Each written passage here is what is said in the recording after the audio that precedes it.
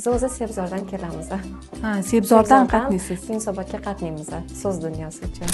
Meni ismim Nigina. Men ikkita farzandim bor. Muhammad Yusuf bilan Muhammad Alining oyisiman. Men ikkala farzandimni so'z dunyosiga olib keldim. Farzandingizda qanday muammolar bor edi? Katta farzandim Muhammad Yusufimda 7 yosh u. R bukvasi yo'q edi. Kichkina farzandim erkalanib gapiradi. Unda ko'p harflar hali yo'q edi. S, Ch, R yo'q edi. Va siz bu yerga qancha qatnadingiz Rni chiqarish uchun? 20 kun qatnadik. 20 kun ichida juda zo'r a'lo natijalar bo'ldi. Sayrapaga alohida rahmat deyman. Ikkinchi farzandimda hali unda ora-sora qoldirdik ayrim bir sabablarga ko'ra. Xudo xohlasa yana unga ketma-ket kelamiz. O'shunda ham sekin-sekin natijalar bo'lyapti. Unikidan ham a'lo darajada. Nima uchun aynan so'z dunyosini tanladingiz? Masalan, logopedический sentrlar ko'p.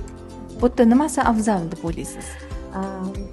Bu yerga tanishim kelgandilar. Ularni anaqalarini ko'rib, o'tizlarini, natijalarini, farzandlarini ko'rib, mana shu uchun farzandimni shu yerga olib keldim.